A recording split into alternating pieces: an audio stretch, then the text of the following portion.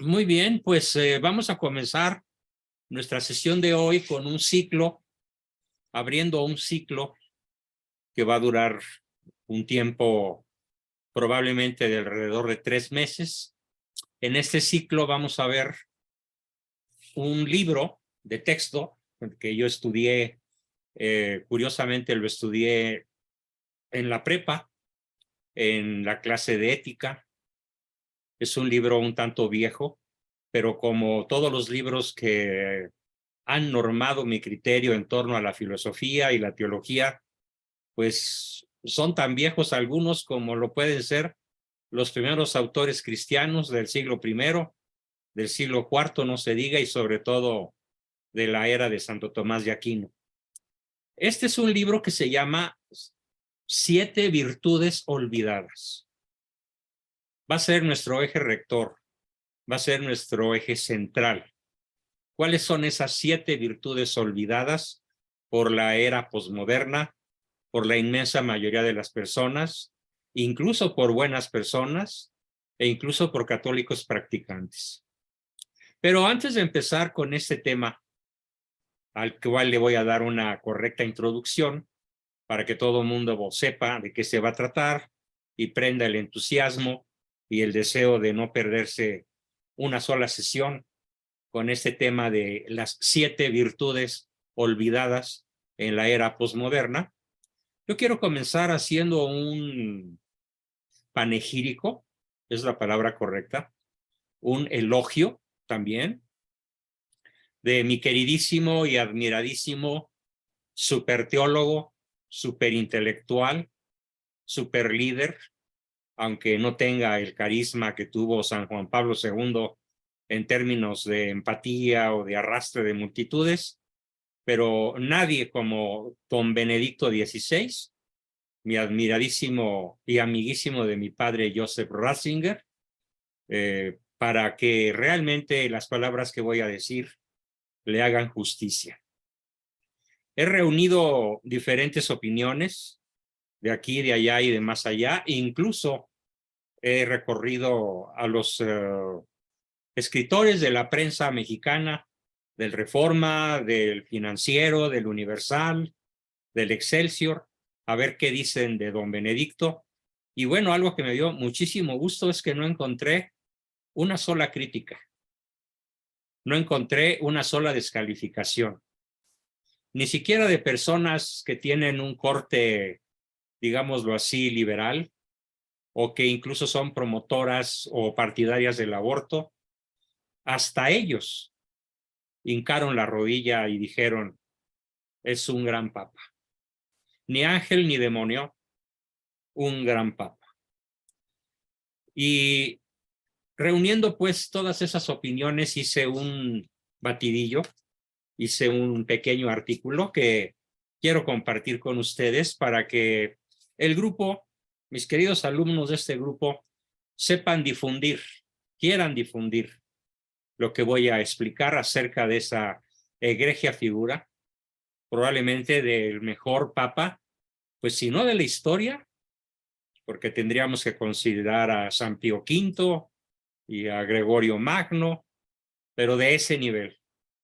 San Gregorio Magno, Pío V, Pío XII, papas extraordinarios, y Ratzinger no tiene nada que pedirles, sobre todo en el área de su mayor competencia, que es, y coincido con él en mi pasión, la filosofía y la teología, y en cierta forma también la historia. Así que yo voy a considerar a don Joseph Ratzinger, Benedicto XVI, como mi maestro, de aquí a que Dios me preste vida y decida recogerme. No sé si a los 100 años que espero vivir, dependiendo de su misericordia, o tal vez al ratito, eso no lo sé, pero de todas formas quiero dejar un testimonio de admiración y de gratitud a esa formidable figura que es el Papa Ratzinger. Bien, quiero comenzar por la profecía que él hizo. Pero ¿cuándo creen que la hizo? Pues en la década de los 60, un poquito después de terminado el Concilio Vaticano II, cuando él todavía no tenía un puesto importante, cuando él todavía no era el prefecto número 1 de la Congregación para la Defensa de la Fe, cuando él todavía no era cardenal, y mucho menos papa, dijo unas palabras tremendamente proféticas que hoy estamos viendo tristemente hechas realidad. ¿Qué fue lo que dijo Joseph Ratzinger? Dijo: pronto tendremos sacerdotes reducidos al papel de asistentes sociales. Y el mensaje de fe será reducido a una visión política. Todo parecerá perdido, pero en el momento oportuno, justo en la etapa más dramática de la crisis, la iglesia renacerá. Será más pequeña, más pobre, casi catacumbal, de catacumbas, pero también más santa. El renacimiento será obra de un pequeño resto. Y digo yo entre paréntesis, ojalá nosotros 51 estemos en ese pequeño resto. Ese pequeño resto aparentemente insignificante, pero sin embargo indomable, pasado por un proceso de purificación. Porque así es como obra Dios. Contra el mal resiste un pequeño rebaño. Plugo a Dios para que en ese pequeño rebaño todos nosotros sepamos, queramos y permanezcamos unidos en ese pequeño remanente que va a dar la batalla cultural, la batalla espiritual, la batalla científica, la batalla psicológica y social para que Él reine.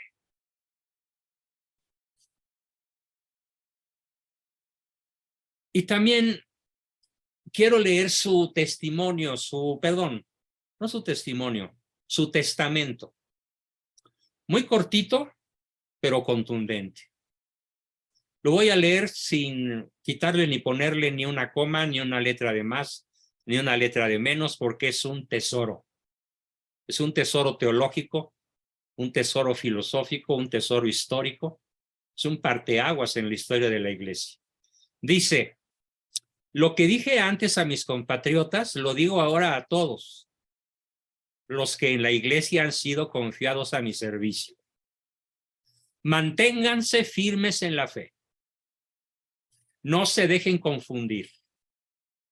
A menudo parece como si la ciencia, las ciencias naturales por un lado y la investigación histórica por el otro, especialmente la exégesis de la Sagrada Escritura, fuera capaz de ofrecer resultados irrefutables en desacuerdo con la fe católica.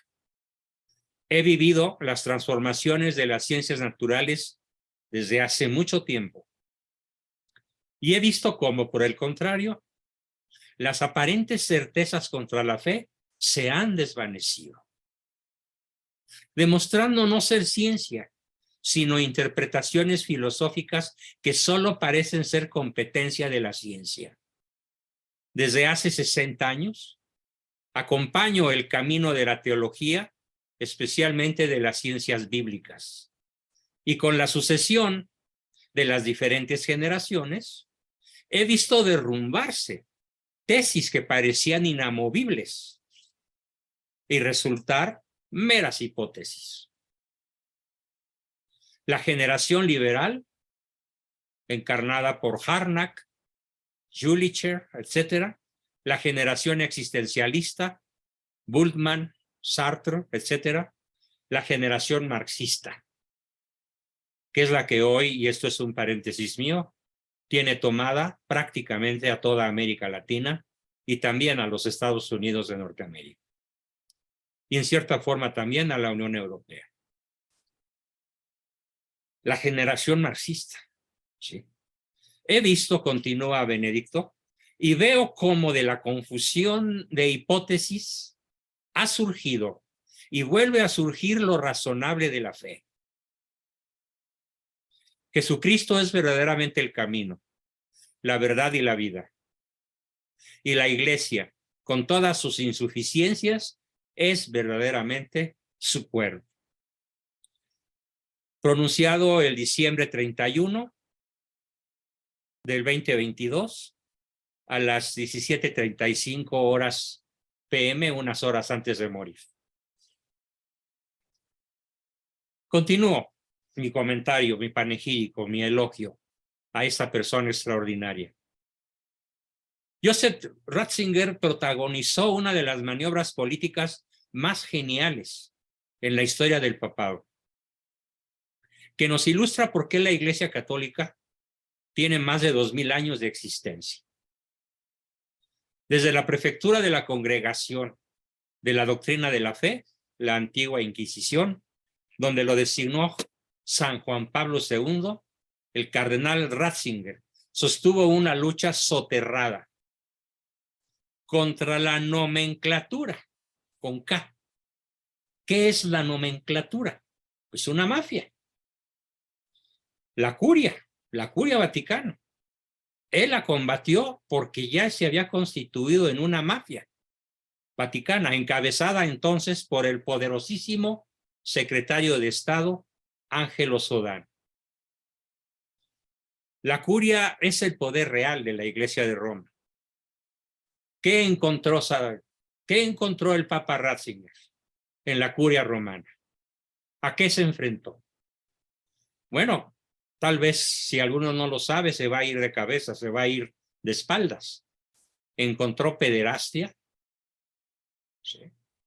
Encontró adulterio, encontró adocenamiento, y es decir, relaciones adocenadas, quiere decir de amaciato con mujeres, de cardenales de primer nivel. Encontró una tremenda adoración al dinero y sobre todo al dinero sucio, al dinero de la mafia, de la 'ndrangheta, de la Cosa Nostra y de la mafia italiana. Las tres mafias italianas habían hecho del IOR, del Instituto de Obras Religiosas, su centro de operaciones y de lavado de dinero. Imagínense lo que tuvo que enfrentar. Mientras que San Juan Pablo II se hizo famoso derrumbando el muro de Berlín y proclamando la libertad de Polonia y de todos los países del este, después de más de 70 años de sujeción al oso ruso, Ratzinger se enfrentó a algo más poderoso, al enemigo interno. San Juan Pablo se enfrentó al enemigo externo. Ratzinger al enemigo interno, a la nomenclatura, a la mafia dentro del propio Vaticano, y la venció.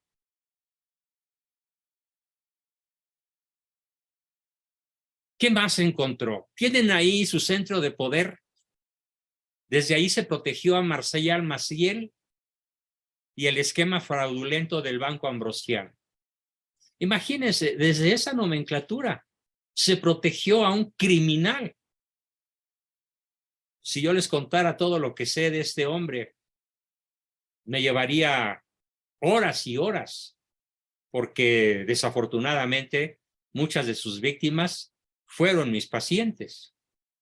Así que soy testigo de primera línea de los abusos de este monstruo, que espero, bueno, tengo un dato. Marcial Maciel formalmente renunció, no quiso recibir los sacramentos a la hora de morir. No quiso recibir los sacramentos a la hora de morir. Así que imagínense el tamaño de su putrefacción. Pues a él se enfrentó, a este silencio, como dicen los italianos, a esta omertà, que es la ley de si hablas, te mueres. Pues se enfrentó sin romperse. Como un gran transatlántico no puede realizar giros bruscos, fue lento y majestuoso.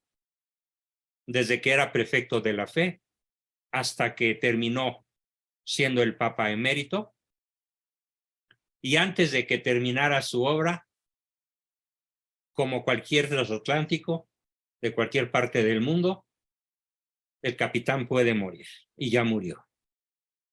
La obra que él comenzó está inconclusa. La nomenclatura aún tiene poder. Aún hay pederastia. Aún hay adoración al dinero. Aún hay corrupción.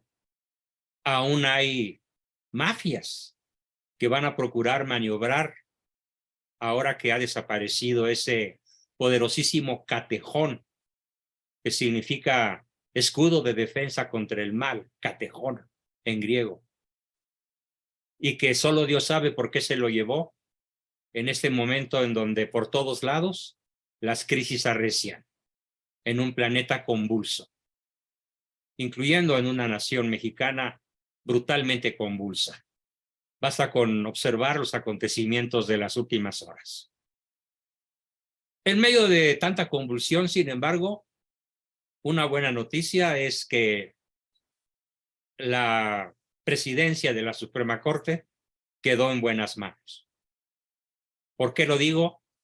Estoy haciendo un pequeño paréntesis porque la ministra Piña ha sido siempre opositora a los proyectos del tirano. Es un viento fresco en medio de tantas maldades como estamos viendo. Regresando a lo que Ratzinger se enfrentó, un periodista que curiosamente no firmó el artículo, no sé por qué, narra en primera persona que una vez que Ratzinger se bajó del coche para entrar al cónclave sucesorio de Karol Wojtyła el lunes 18 de abril del 2005, le dijo a su chofer, y el chofer era devoto de la Virgen de Guadalupe, a manera de despedida: sé que aquí entro, pero no sé si saldré vivo. Temía por su muerte. Mejor dicho, temía por su vida, porque sabía a lo que se iba a enfrentar. La gran maniobra de Ratzinger partió de la base de que resulta imposible transformar a la Iglesia en un solo periodo papal. El poder de la Curia Vaticana impedía a Benedicto XVI ir a la mayor velocidad en el desmantelamiento de las redes de poder de la nomenclatura vaticana. En su contra estaba también la biología, su salud.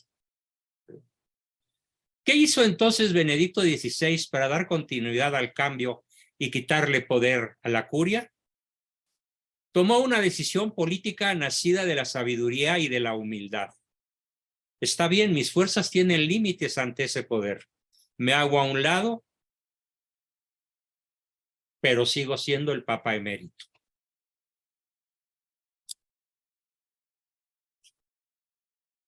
Para que se escucharan y conocieran los proyectos y diagnósticos de la Iglesia, el todavía Papa Benedicto organizó reuniones amplias con la asistencia de todos los cardenales previos al cónclave. Y desde años atrás fue designando cardenales a obispos con un perfil diferente a los que estaban sembrados en el poder de la nomenclatura de la curia. Así doblegó Ratzinger la nomenclatura vaticana. Y el papado de Benedicto XVI no se entiende sin el papado de San Juan Pablo II. Como tampoco habría llegado Wojtyła a la silla de Pedro sin la ardua, valerosa y disciplinada colaboración de Ratzinger. Por fortuna. Wojtyła y Ratzinger formaron una alianza triunfadora sobre la curia y sobre los cardenales italianos que por siglos ocuparon el papado. Sí. Un alemán y un polaco, y ambos con un pasado militar. Ratzinger desertó de las fuerzas nazis especiales, aerotransportadas, y también Wojtyła pasó por las filas del ejército de Polonia, pero por fortuna, pues, el sacerdocio triunfó sobre cualquier otra cosa. A la muerte de Juan Pablo I, recuerden, el Papa asesinado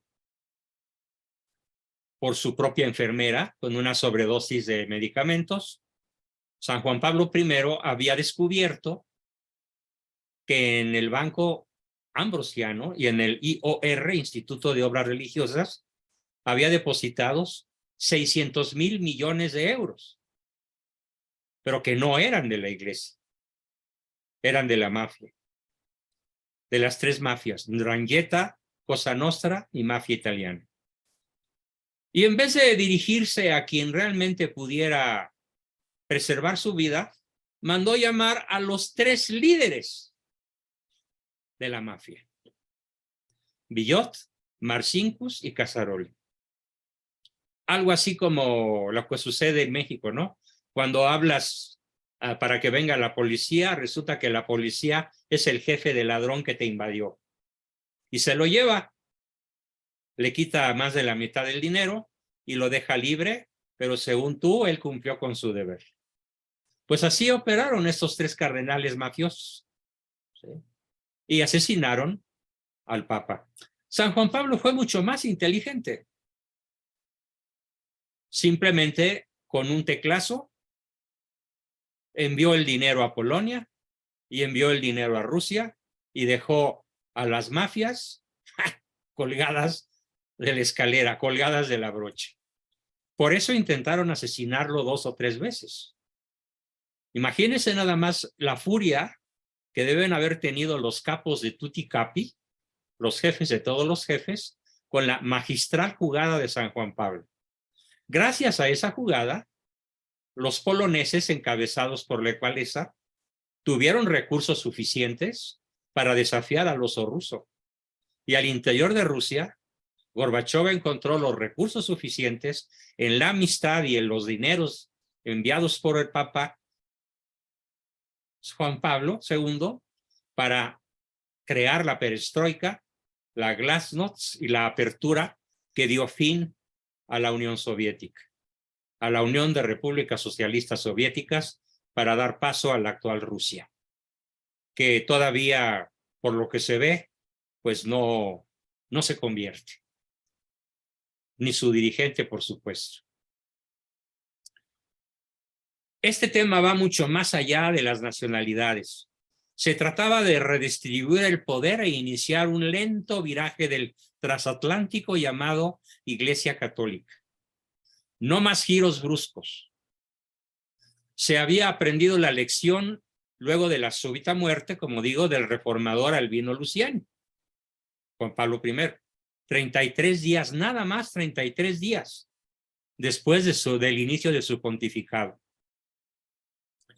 Juan Pablo II, el Papa polaco, respetó el espacio de poder de la curia y nombró a Angelo Sodano en la Secretaría de Estado del Vaticano y puso al contrapeso de Sodano, el cardenal bávaro Joseph Ratzinger, al frente de la Congregación de la Doctrina de la Fe. O sea, le puso un grillete, lo inmovilizó a Sodano, el corrupto. Ratzinger con Juan Pablo II quedó como el decano del colegio cardenalicio. El decano, es decir, el cardenal más poderoso.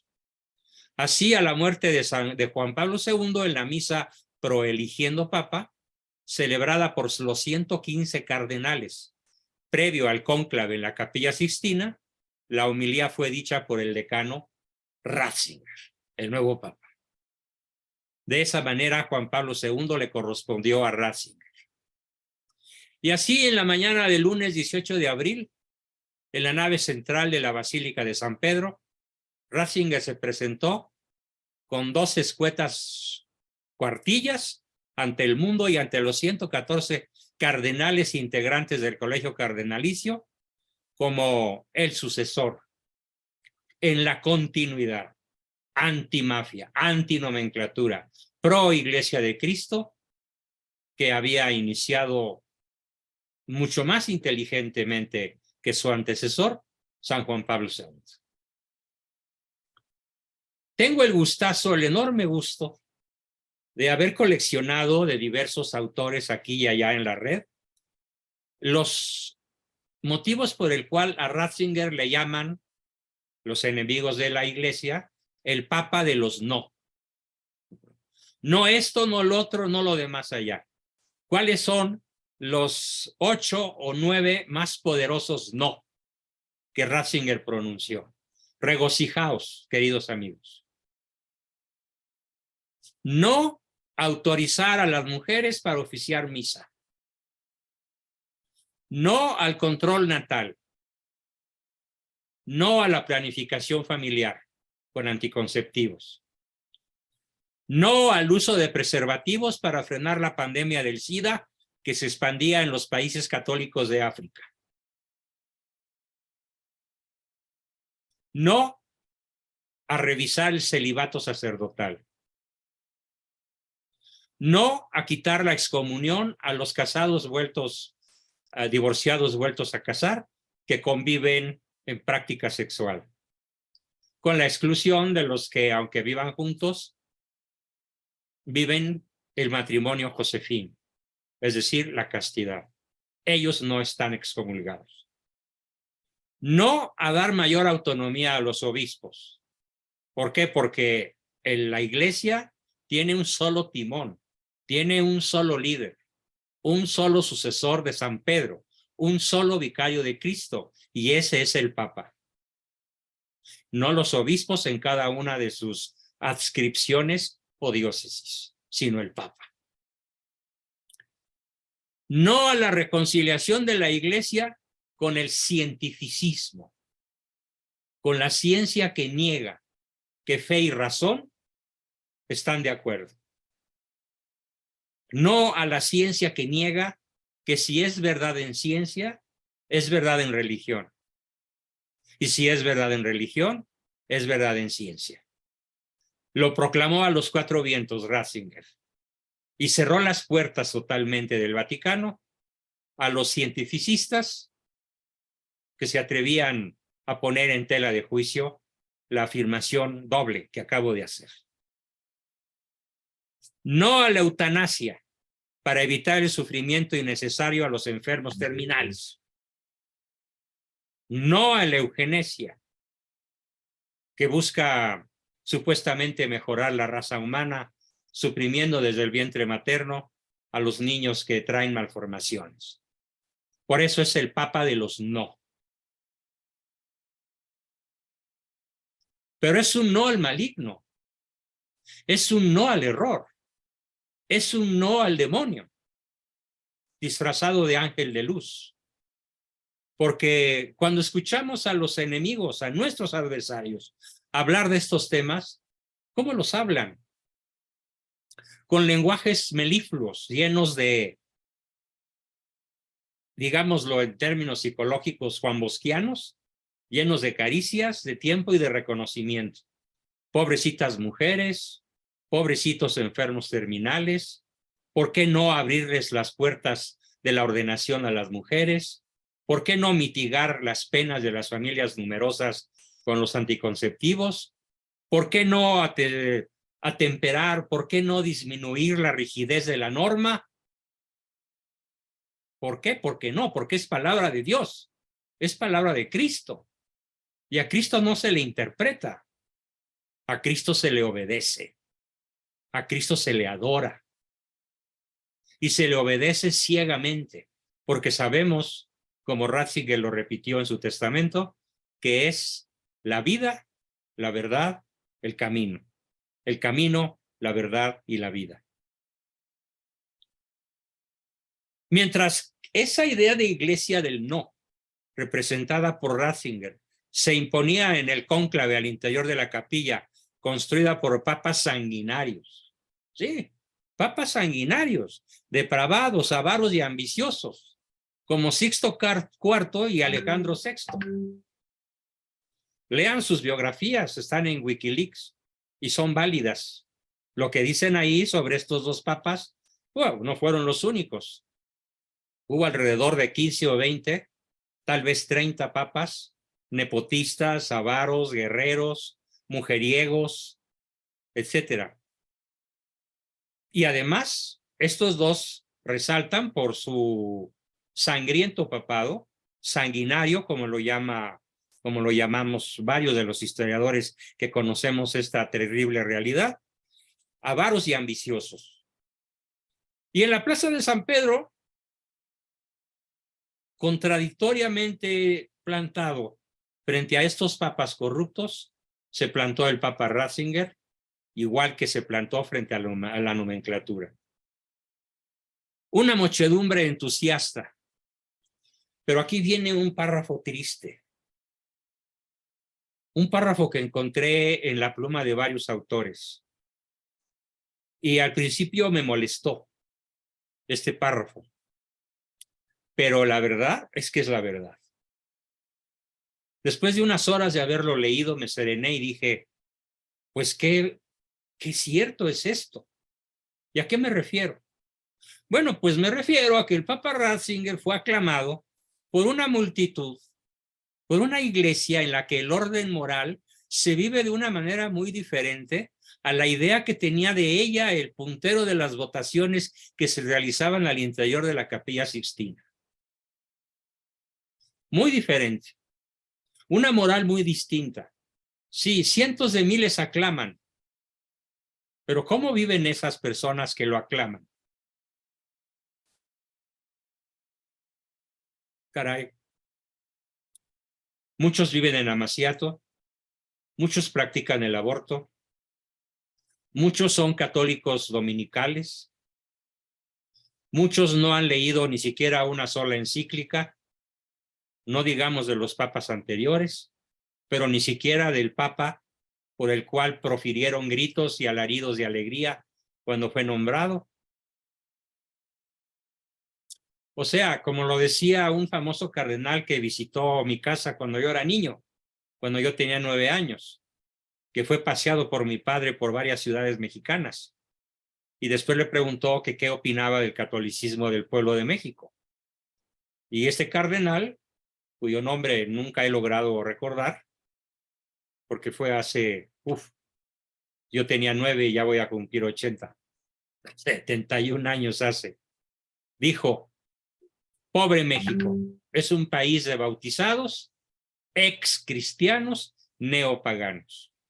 Pues este mismo comentario se podría aplicar para las multitudes que aclamaban a Benedicto XVI y a las cuales él tenía que decirles no.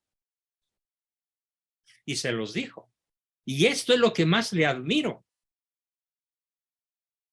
a Benedicto XVI.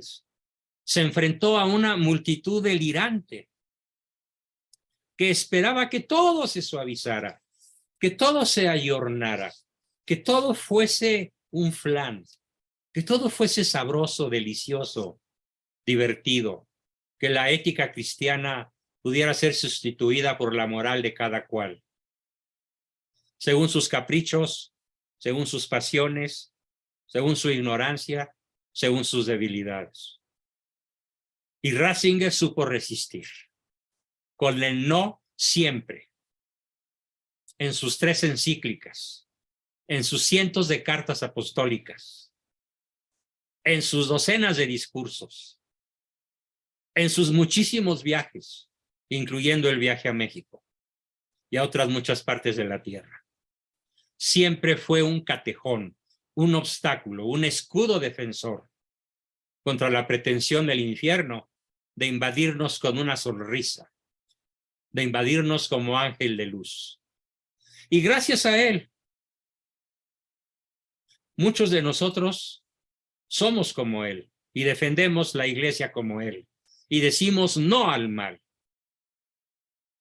Y decimos no, obviamente, a este proceso de suavización que parece haber emprendido Francisco, el Papa Francisco, nombrando personas de dudosa reputación, nombrando en los primeros círculos del Vaticano personas abortistas, ideólogos de la ideología de género, diciendo que el libro de James Martin sobre la homosexualidad es recomendable.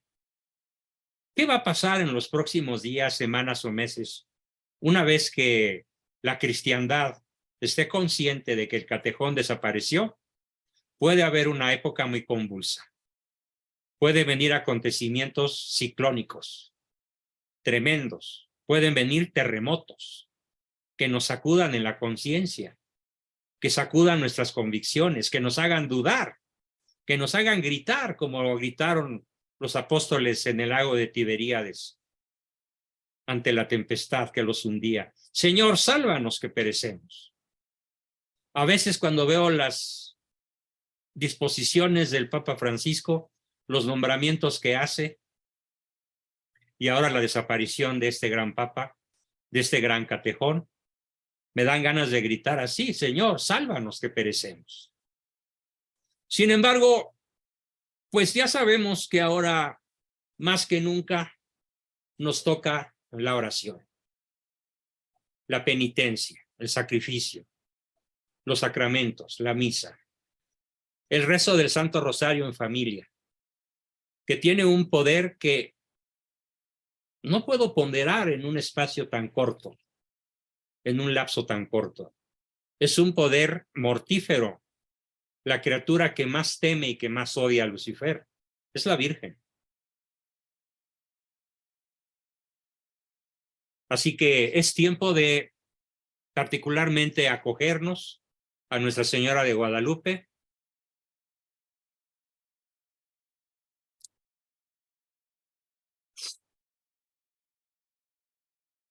¿Qué más puedo decir?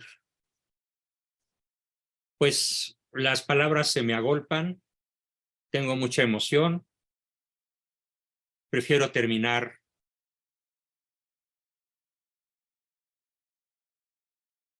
con las últimas palabras del Papa, cuando dice: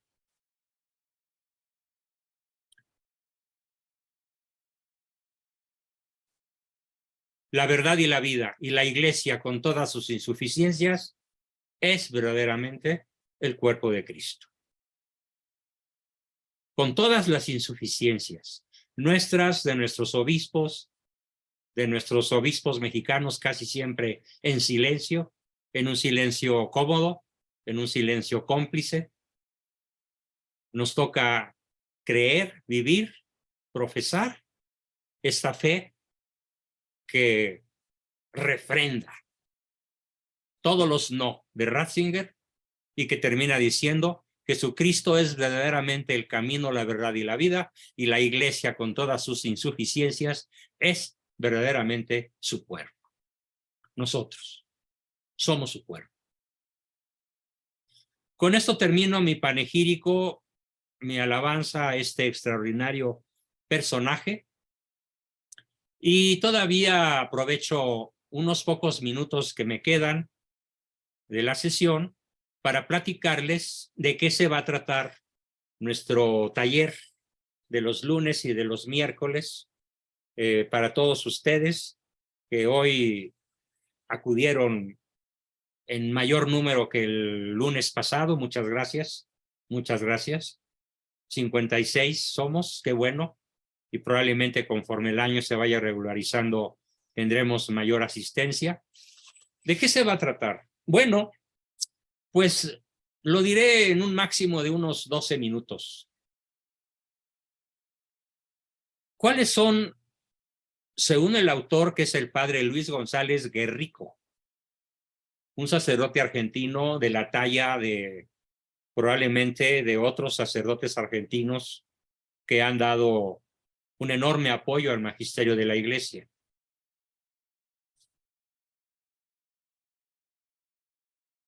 El primer tema que se va a tratar, el primer tema que vamos a tratar es sobre la humildad. Sobre la humildad. Esta tarde, no sé si ande por ahí. Si anda por ahí, ella va a saber que me refiero a ella. Si no anda por ahí, cuando vea el video lo sabrá. Decía una persona que no se soportaba tan imperfecta, que no se soportaba fallando en comportamientos que deberían ser asertivos, que no se soportaba siendo el perrito faldero de su marido y que estaba harta consigo misma de ser como es. Para ella tengo un mensaje. ¿Qué le hace falta a esta gran amiga a la que yo aprecio muchísimo? Le hace falta humildad. Reconocernos imperfectos, Si son las palabras de Ratzinger, que repetí 2 veces. La iglesia, con todas sus imperfecciones, con todas sus dolencias, con todas sus falencias, es verdaderamente el cuerpo de Cristo. Entonces, mi querida amiga, te hace falta humildad, eres criatura y eres pecadora. Todos somos pecadores. Y como lo dije ya en la sesión del viernes, Cristo no vino por los pobres, sino por multis, por la multitud. Y en la multitud principalmente estamos los pecadores. Así que vino por ti, querida amiga, con todas esas imperfecciones que no soportas, pero que debería ser motivo de humildad. Yo he aprendido algo que les quiero compartir. Desde que tengo esta neuritis posterpética, me he vuelto débil, me canso con facilidad, me cuesta mucho trabajo subir escaleras, se me dispara el pulso con cualquier esfuerzo. Y al principio, tal vez durante un año, año y medio, me molestaba todo esto y decía, pero ¿por qué me tiene que pasar esto a mí? Si yo siempre he sido, pues si no un atleta, cuando menos he tenido siempre una excelente condición física. ¿Por qué tiene que pasarme? Hasta que aprendí que más me vale reírme de mis propias limitaciones y aceptarlas. Y sí, procurar combatirlas, pero sin obsesividad, sin violencia, sin perder la paz. Si se me olvidó algo, pues se me olvidó, ni modo. Si dije una costra porosa, ni modo, lo dije. Si olvidé una cita importante o un compromiso que ya había proferido por escrito o verbalmente, pues ofrezco una disculpa y procuro rehacer el mal causado. Pero si no aprende uno a aceptarse imperfecto, ¿quién va a resistir la vida? Si la vida está llena de imperfecciones, la vida está llena de errores, somos falibles. Bien, este va a ser el primer tema, el tema de la humildad y una profunda crítica a la soberbia, y la vamos a comparar, la soberbia, con la humildad de Cristo. ¿Cómo vivió Cristo la humildad? ¿Y cómo podemos y cómo es conveniente vivir la humildad en nuestra relación con el prójimo y en nuestra relación con nosotros mismos? Y también cómo conviene vivir la soberbia, cómo conviene combatir la soberbia plantados en el mundo posmoderno. En este mundo que detesta el edificio de la vida espiritual y que quiere construir la ciudad del hombre sin ninguna referencia a su creador. Como lo dice Ratzinger, viviendo en una perfecta y continua rebelión de la criatura contra su creador. Esta va a ser el primer tema de la próxima sesión, la humildad. No sé si nos va a llevar una o varias sesiones, pero no hay prisa. Más vale trote que dure y no galope que canse. El segundo tema es una virtud también muy olvidada en el mundo posmoderno y es la magnanimidad. ¿Qué es la magnanimidad? Bueno, la vamos a revisar en Aristóteles, la vamos a revisar en Santo Tomás y sobre todo vamos a revisar la virtud de la magnanimidad y su relación con una de las virtudes cristianas teologales más formidables, y es la esperanza. Solo el magnánimo tiene esperanza, y solo quien tiene esperanza puede ser magnánimo. Dentro de este gran tema de la magnanimidad, vamos a ver el sentido correcto de despreciar al mundo, menospreciar, no despreciar, menospreciar al mundo. Vamos a comparar la magnanimidad con el empuje en la acción. Solo los magnánimos podemos emprender grandes hazañas. Y vamos a ver los pecados, los 4 pecados principales contra la magnanimidad, que son la presunción, la ambición, la vanagloria y la pusilanimidad, o ánimo chiquito, de enanito frente a un enorme y gigantesco obstáculo. Vamos a ver también la magnanimidad y su relación con la virtud anterior, con la humildad. En la Sagrada Escritura, en la patrística, o sea, la patrística son los escritos cuyos autores son los padres de la Iglesia.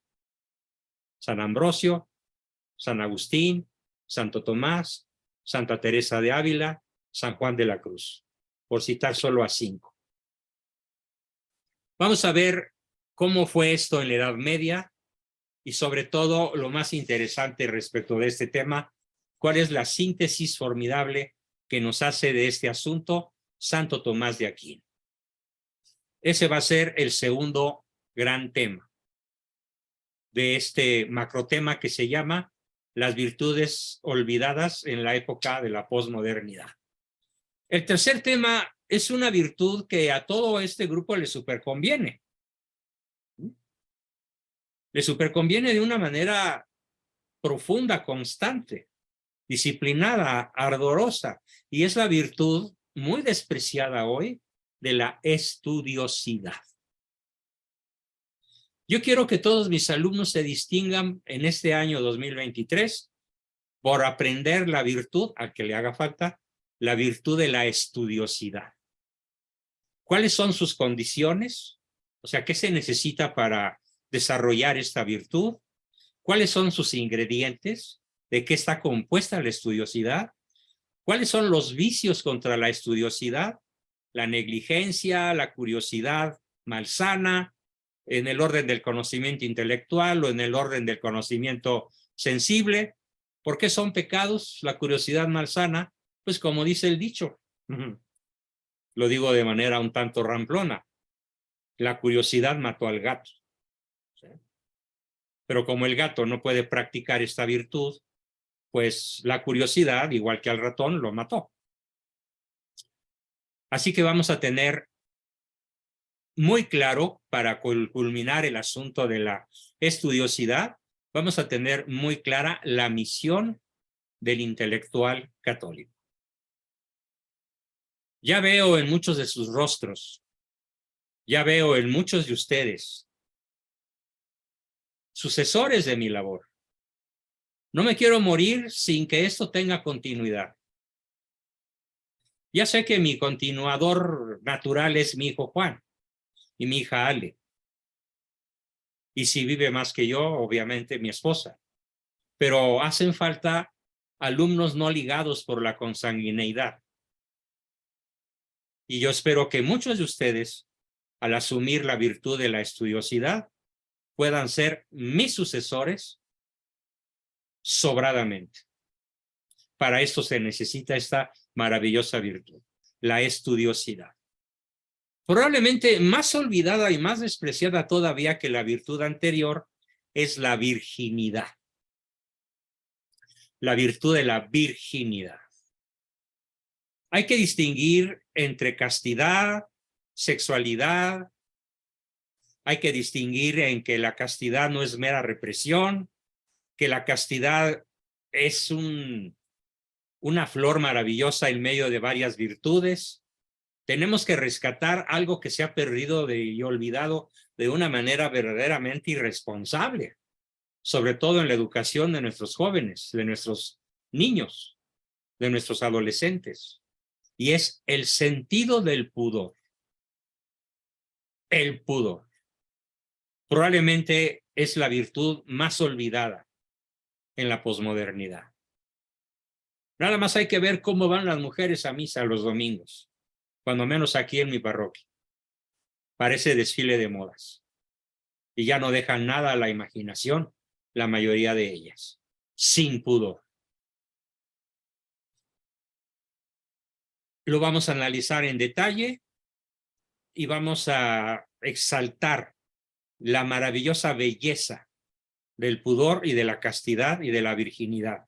Así como analizaremos los pecados contra la castidad y la virginidad, que son la lujuria, el adulterio espiritual y el adulterio físico. Tenemos la quinta virtud olvidada en nuestro planeta, en nuestro mundo posmoderno, y es la liberalidad. La virtud de la liberalidad. ¿Qué significa? Significa el buen uso generoso de los bienes materiales, de los bienes físicos, de los bienes intelectuales que uno tiene. Ser liberal es un justo medio. A mí me ha dado mucho trabajo encontrarlo y estoy buscando acercarme a ese justo medio, en donde admito que muchas personas que no pagan por mis cursos, sin embargo, los puedan tomar. ¿Por qué? Pues porque quiero ser liberal. No quiero ser codo con los dones que el Señor me ha dado. Pero por otra parte, también es verdad que de lo que ustedes me pagan vivo, y vivo con cierto nivel de dignidad, muy lejos de la riqueza, por supuesto. La liberalidad, muy difícil es encontrarla y muy difícil es mantenerla, porque se puede caer fácilmente en dos extremos: la prodigalidad, que no es una virtud, y la avaricia, por el lado contrario. Y dentro de esa virtud de la liberalidad, tenemos una que es maravillosa y que es el abandono intencional en las manos de Dios. Abandono intencional en las manos de Dios. Todos los días, a cada instante, a cada tropiezo, a cada obstáculo, a cada dolor, a cada enfermedad.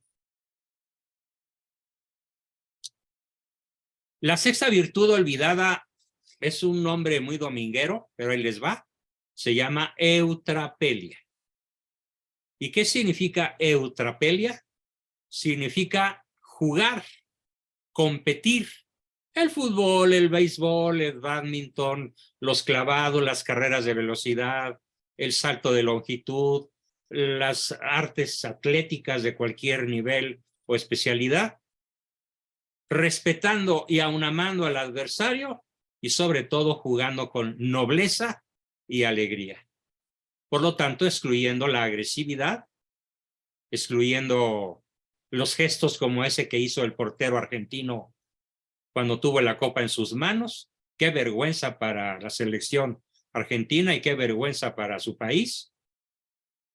Un gesto obsceno se opone justamente a la eutrapelia.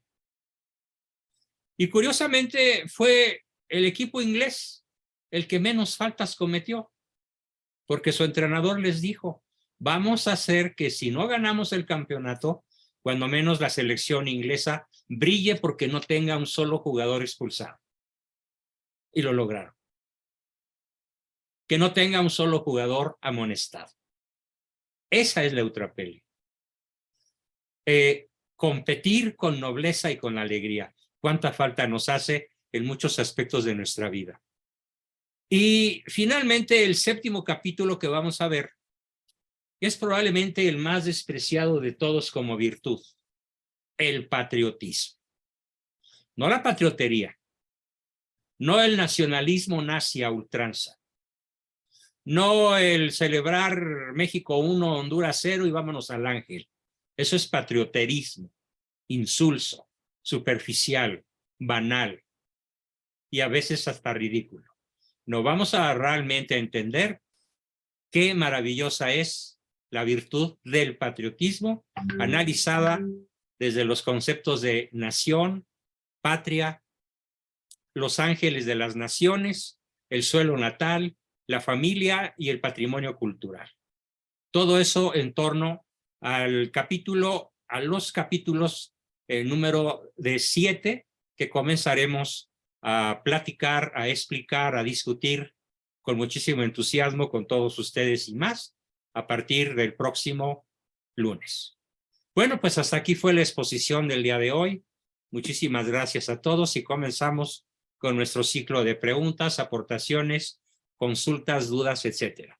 ¿Quién quiere comenzar? Soy todo oídos.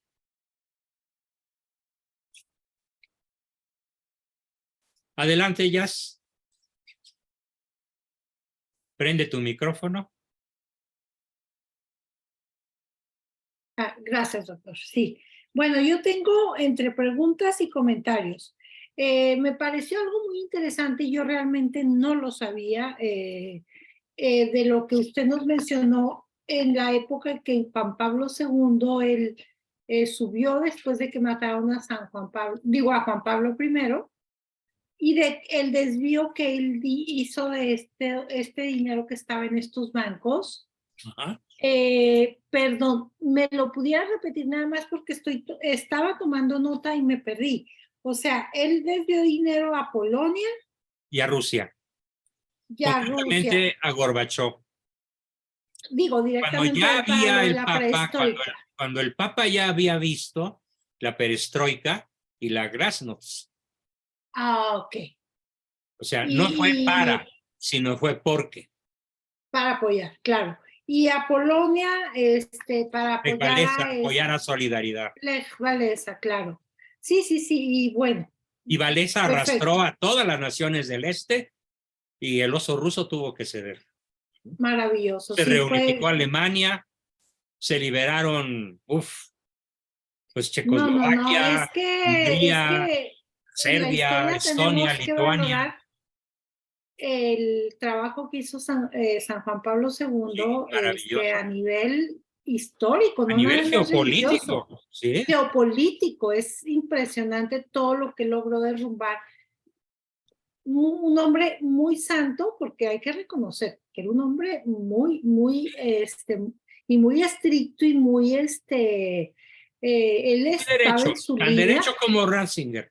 Nada más Exacto. sin las luces de Ratzinger y Ratzinger sin la empatía de San Juan Pablo. Sí. Por eso le Cada llaman uno el tenía cáncer, sus el tanque talentos. alemán, ¿no? El tanque alemán. El tanque alemán, Papa sí, Ratzinger. sí, de verdad, muchísimas gracias por esa aclaración. Ahora, dentro de lo que de usted nos habló de los no de Ratzinger, Sí. hay un tema que yo he tenido que debatir en los últimos años, que es los bebés in vitro. ¿Por qué? Porque gente me dice, pero ¿qué tiene de mal? O sea, los papás que no pueden concebir en el útero, entonces conciben afuera, en la probeta, y luego ya se los ponen. Sí, pero ¿sabes cuántos se pueden, o sea, me ha tocado hablarles detalladamente a muchísima gente, incluso sacerdotes. Se fecundan muchos óvulos. Y entonces hay que matar a muchos para que esta Seres parejita humanos. tenga, y son hijos de ellos, o Son sea, tú seres estás humanos, ya. dispuestos, no, y tú estás dispuesto como mamá a que maten, porque ellos te dicen, bueno, podemos apagar esto, así les hablan. Hay que apagar a este porque se ve muy débil. Ok, ¿cuántos quieres? ¿2 o 3? Porque hay como 8. 2. O hay gente que dice 1, hay gente que dice 3, y a todos los demás los apagan. Eso me parece, eso es un asesinato. Y tú como padre, o sea, ¿por qué no les hacen ver eso? Porque yo tengo conocidos que han tenido bebés in vitro y nunca vieron esto. Y obviamente se sienten muy mal de todos los bebés que apagaron, que fue pues que los mataron.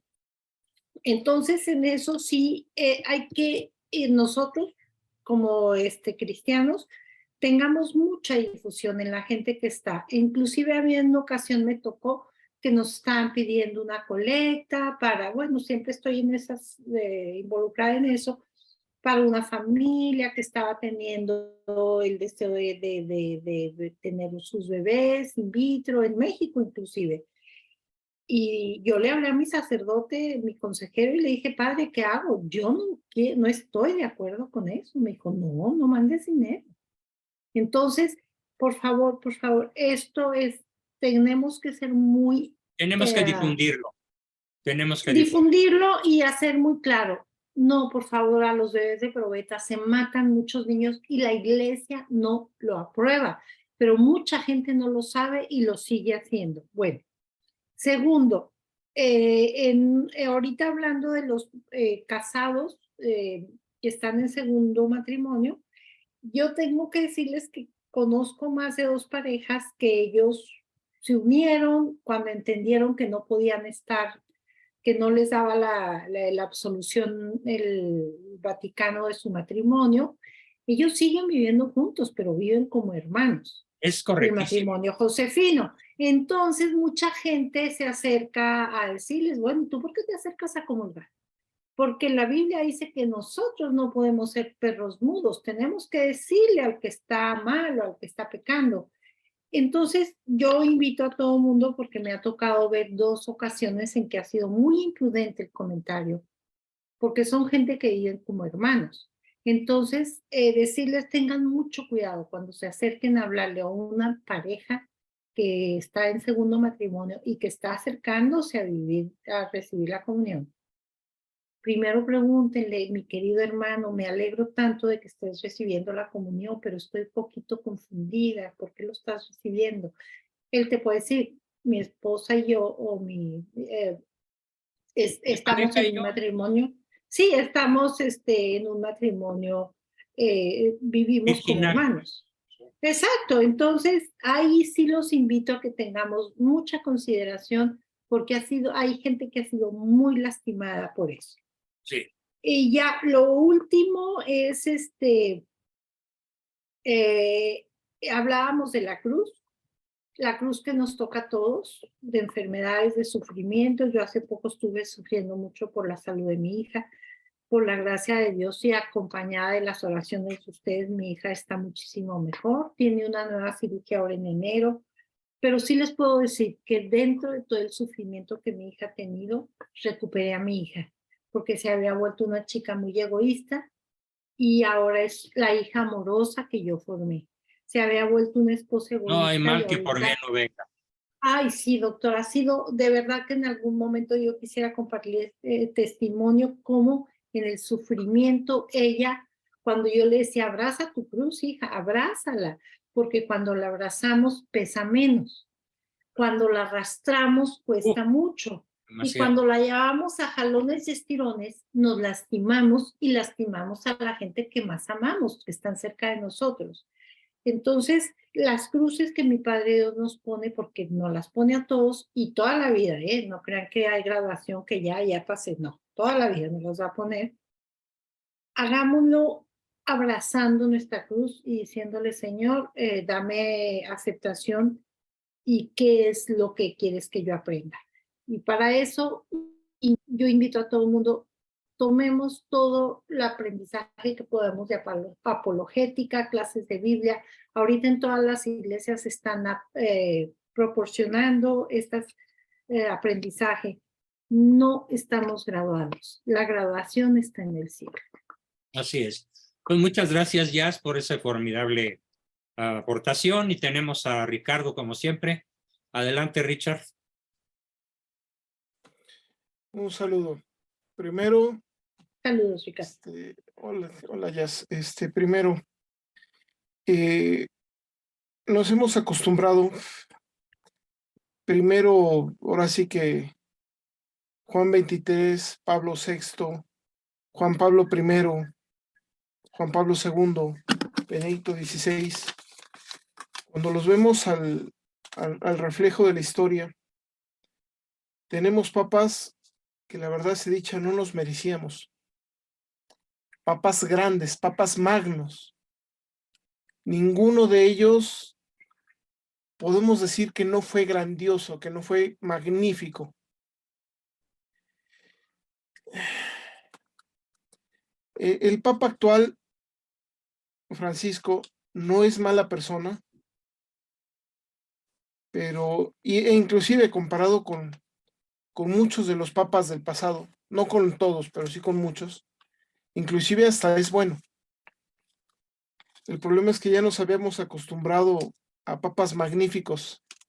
A papas magnos. Y tener a papas magnos, pero de verdad magnos. Magnos en su estilo. Cada uno en su estilo, pero magno. ¿Sí? Cada uno en su estilo, cada uno en su formación.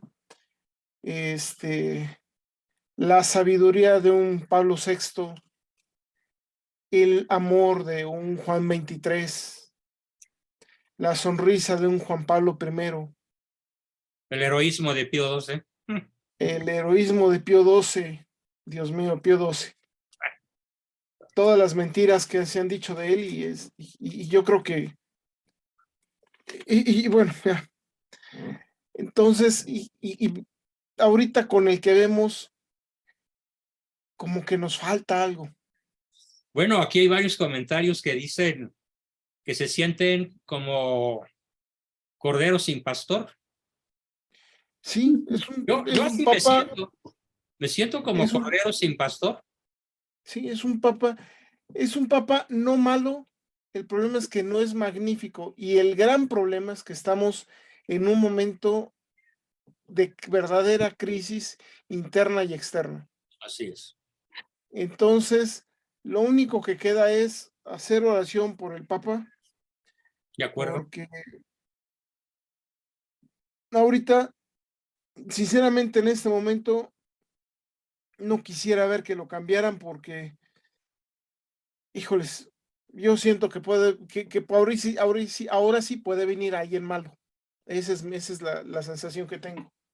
Yo Entonces, siento que un cambio traería a alguien mejor. Sí. Sí. Por Dios muchas quiera. razones. Mi Por temor es que muchas sea razones. alguien, que venga alguien peor. Yo la verdad sí tengo el No temor que comparto tu temor, Ricardo. Ahora sí, no comparto tu temor. Mi visión es optimista, realista. Ok.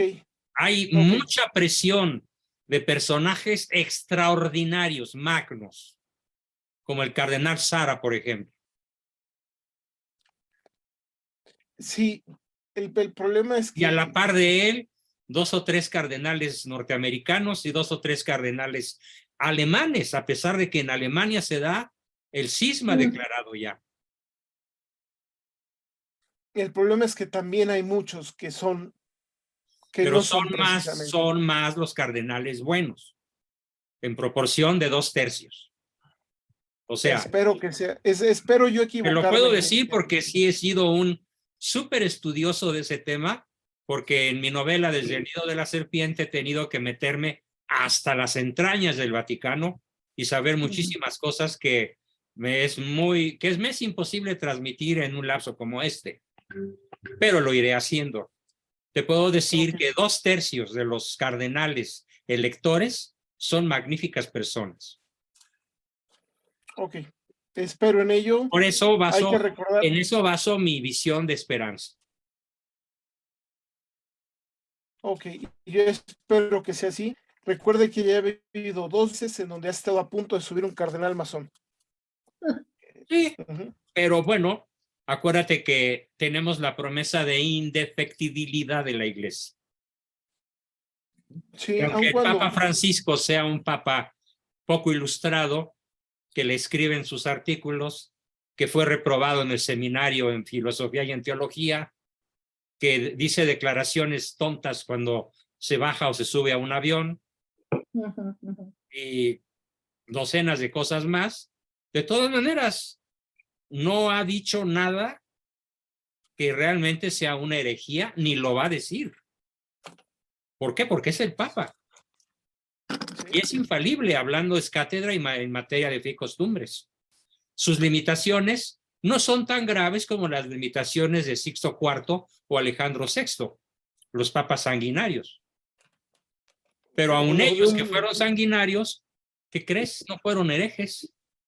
Sí, sí, sí, sí. Bien, Pero pues bueno, ahí tienes mi mensaje de optimismo para todo el grupo. Bien. Y tenemos a mi querido Humberto Sarabia. Adelante, Humberto. Prende tu micrófono. Buenas noches. Hola, hola. ¿Sí me escucha? Te escuchamos muy bien. Bueno, yo quería comentar de que tanto la renuncia del Papa Benedicto XVI como su muerte realmente a mí me golpeó fuertemente. Me dejó consternado. El Papa Benedicto XVI hizo en mi vida espiritual o en mi conocimiento acerca de la fe, hizo una gran aportación a través del Papa Benedicto XVI. Felicidades por eso. Yo pude comprender con certeza la riqueza del culto católico, la liturgia católica. Bien. Papa Benedicto XVI tiene un libro llamado Introducción al Espíritu de la Liturgia.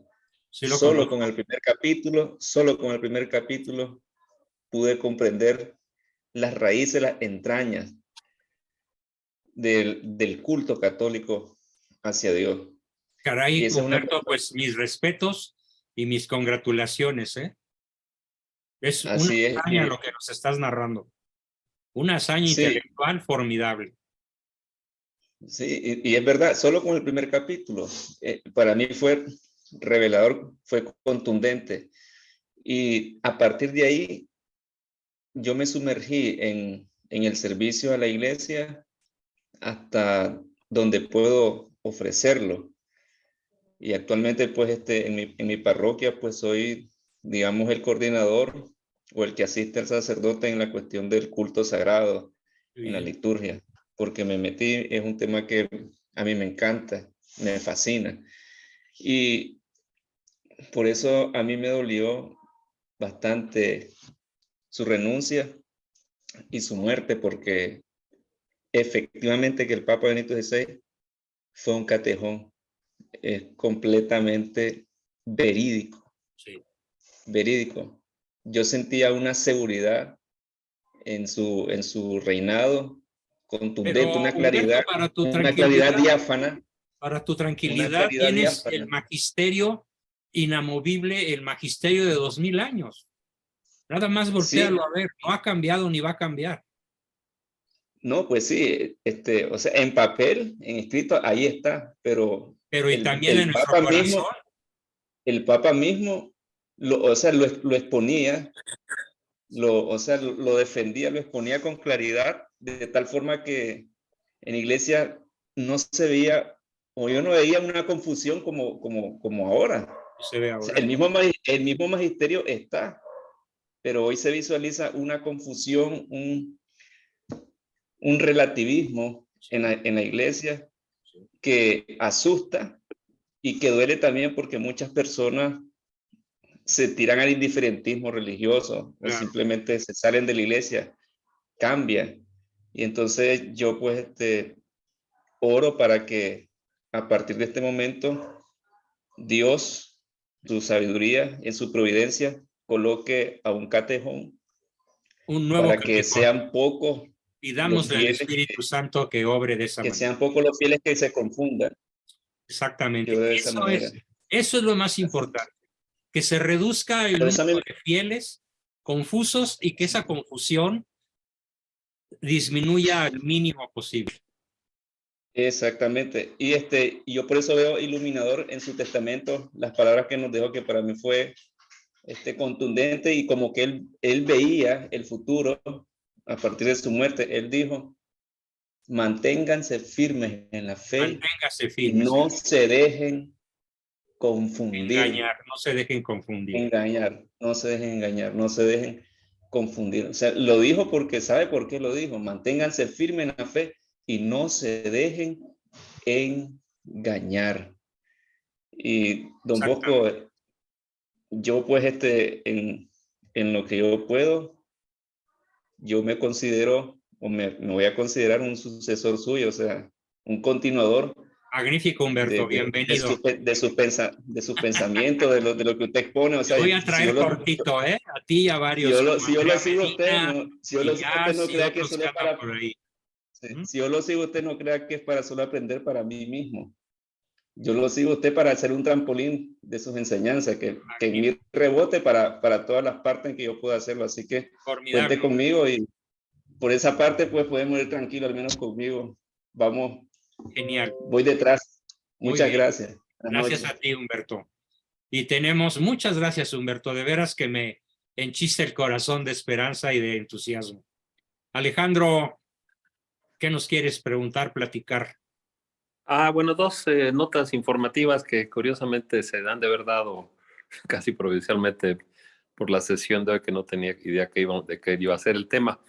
Una es de que existe, ahorita no tengo, lo acabo de ver hace poquito, no tengo ahorita acceso electrónico a donde salió. Hay un documental chiquito en donde se habla de un investigador en Italia que publicó una lista inmensa de gentes del alta clero pertenecientes a la masonería, y se llama Buccosini o Buccini, o no me acuerdo.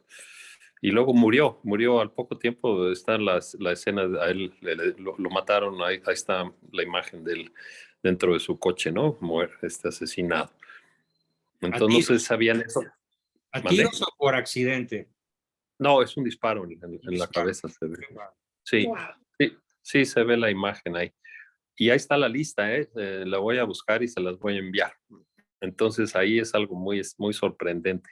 Y también estoy viendo que hay alguien que le da mucha importancia al tema de que el Papa Benedicto murió en la fiesta del Papa San Silvestre. ¿Qué fue Papa San Silvestre? Sí, todavía no he llegado a investigar eso, pero la persona que lo expone es un cuate de muy alto nivel. Muy bien. Es un buen tip para investigar. Magnífico. Sí, y ya por último, en cuanto al Papa Francisco, me voy a atrever a enviarles, a ver si puede despejar algunas dudas. ¿Sí? Hay un lugar en Estados Unidos que se llama Life Site News, Life como vida, Site como sitio, News.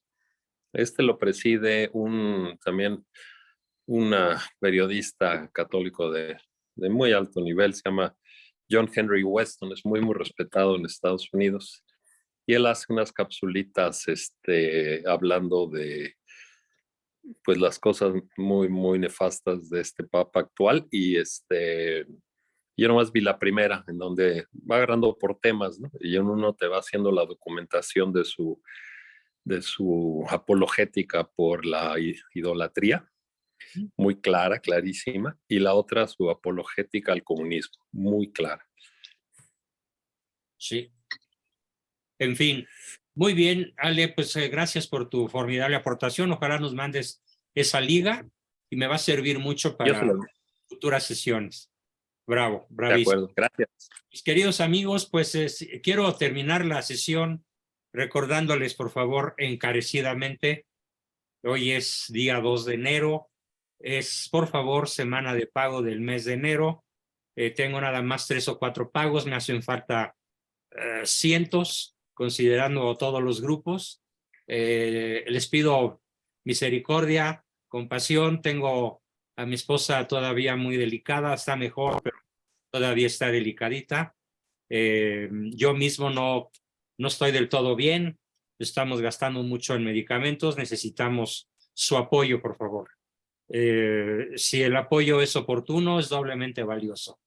Así que esta semana les pido a todos, por favor, que procuren hacer su pago de enero. Y si alguien tiene dificultad, acuérdense, siendo yo magnánimo, puedo llegar a un acuerdo, ganar. Si a alguien se le atoró la carreta por algún motivo, todo es negociable dentro de la virtud de la liberalidad. Que no es lo mismo que liberalismo, porque el liberalismo es un error intelectual gravísimo contra la esencia misma de la Iglesia. Bien, pues me despido de todos. Los espero el miércoles y luego el viernes en el taller de historia. Espero escuchar sus despedidas. Muy buenas noches a todos. Gracias, buenas noches. Sean virtuosos. Gracias, doctor. Buenas noches. Gracias, buenas noches. Que Dios los bendiga. La Buenas Virgen noches a María lo todos. cuide y lo proteja. Bendiciones. Abrazos para todos. Feliz año. Todos, queridos grupos, en mis oraciones. Adiós. Buenas noches. Buenas noches.